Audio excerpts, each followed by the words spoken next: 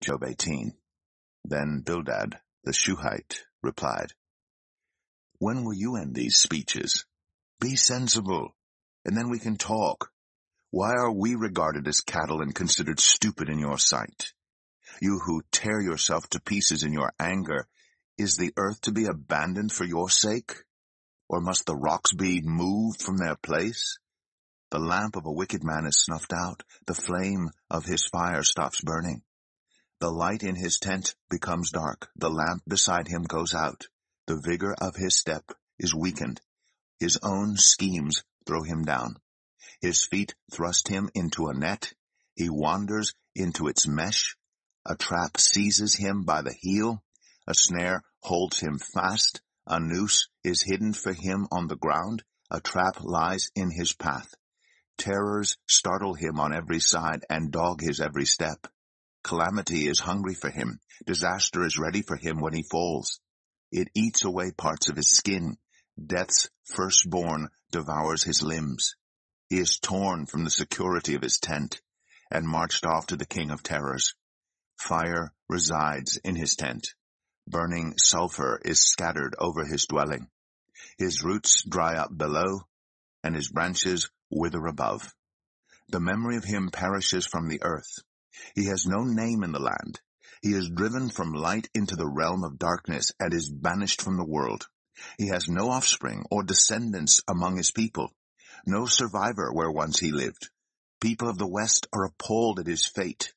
Those of the east are seized with horror. Surely such is the dwelling of an evil man. Such is the place of one who does not know God. Job 19.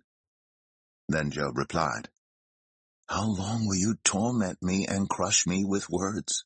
10 times now you have reproached me. Shamelessly you attack me. If it is true that I have gone astray, my error remains my concern alone. If indeed you would exalt yourselves above me and use my humiliation against me, then know that God has wronged me and drawn his net around me. Though I cry violence, I get no response. Though I call for help, there is no justice. He has blocked my way so I cannot pass. He has shrouded my paths in darkness. He has stripped me of my honor and removed the crown from my head. He tears me down on every side till I am gone. He uproots my hope like a tree.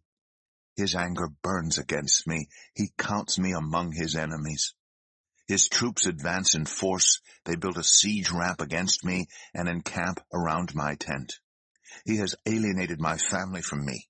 My acquaintances are completely estranged from me. My relatives have gone away. My closest friends have forgotten me. My guests and my female servants count me a foreigner. They look on me as a stranger. I summon my servant, but he does not answer, though I beg him with my own mouth. My breath is offensive to my wife. I am loathsome to my own family. Even the little boys scorn me. When I appear, they ridicule me. All my intimate friends detest me. Those I love have turned against me. I am nothing but skin and bones. I have escaped only by the skin of my teeth. Have pity on me, my friends. Have pity, for the hand of God has struck me. Why do you pursue me as God does? Will you never get enough of my flesh? Oh, that my words were recorded, that they were written on a scroll, that they were inscribed with an iron tool on lead, or engraved in rock forever. I know that my Redeemer lives, and that in the end he will stand on the earth. And after my skin has been destroyed, yet in my flesh I will see God. I myself will see him with my own eyes, I, and not another. How my heart yearns within me.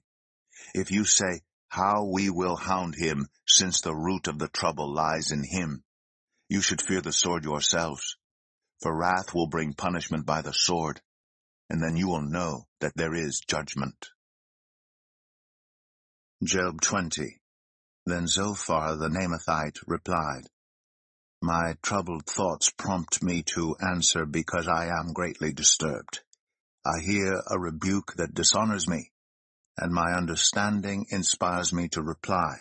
Surely you know how it has been from of old, ever since mankind was placed on the earth, that the mirth of the wicked is brief, the joy of the godless lasts but a moment.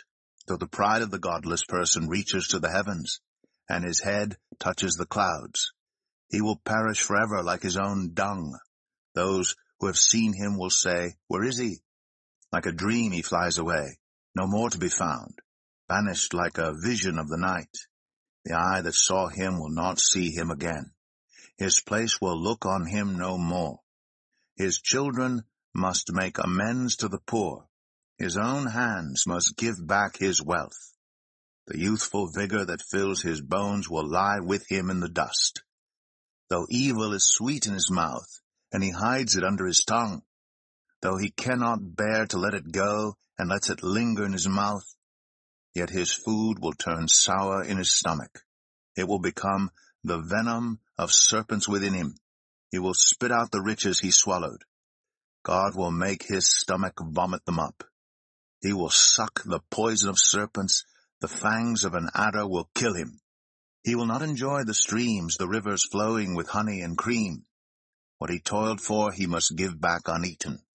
He will not enjoy the profit from his trading, for he has oppressed the poor and left them destitute. He has seized houses he did not build.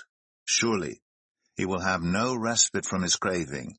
He cannot save himself by his treasure. Nothing is left for him to devour. His prosperity will not endure. In the midst of his plenty, distress will overtake him. The full force of misery will come upon him.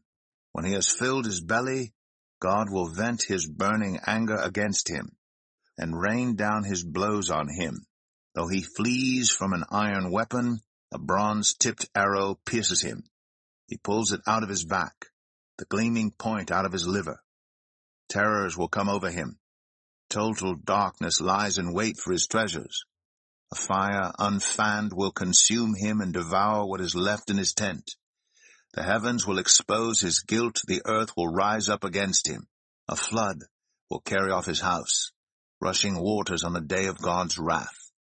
Such is the fate God allots the wicked, the heritage appointed for them by God. Job 21. Then Job replied, "Listen carefully to my words. Let this be the consolation you give me. Bear with me while I speak, and after I have spoken, mock on. Is my complaint directed to a human being? Why should I not be impatient? Look at me and be appalled. Clap your hand over your mouth. When I think about this, I am terrified. Trembling seizes my body. Why do the wicked live on, growing old and increasing in power? They see their children established around them, their offspring before their eyes. Their homes are safe and free from fear. The rod of God is not on them. Their bulls never fail to breed. Their cows calve and do not miscarry. They send forth their children as a flock. Their little ones dance about. They sing to the music of timbrel and lyre. They make merry to the sound of the pipe. They spend their years in prosperity and go down to the grave in peace. Yet they say to God, 'Leave us alone. We have no desire to know your ways.' Who is the Almighty that we should serve him? What would we gain by praying to him? But their prosperity is not in their own hands. So I stand aloof from the plans of the wicked.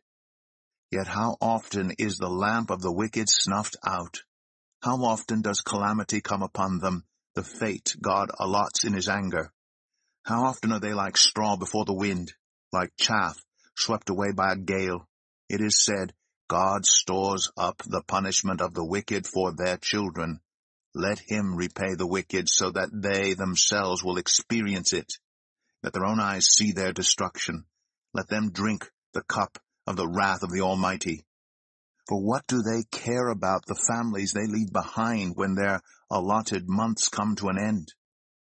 Can anyone teach knowledge to God, since he judges even the highest? One person dies in full vigor, completely secure and at ease, well nourished in body, bones rich with marrow. Another dies in bitterness of soul, never having enjoyed anything good. Side by side they lie in the dust, and worms cover them both. I know full well what you are thinking, the schemes by which you would wrong me. You say, where now is the house of the great, the tents where the wicked lived? Have you never questioned those who travel? Have you paid no regard to their accounts, that the wicked are spared from the day of calamity, that they are delivered from the day of wrath? Who denounces their conduct to their face? Who repays them for what they have done? They are carried to the grave, and watch is kept over their tombs. The soil in the valley is sweet to them. Everyone follows after them, and a countless throng goes before them. So how can you console me with your nonsense? Nothing is left of your answers but falsehood.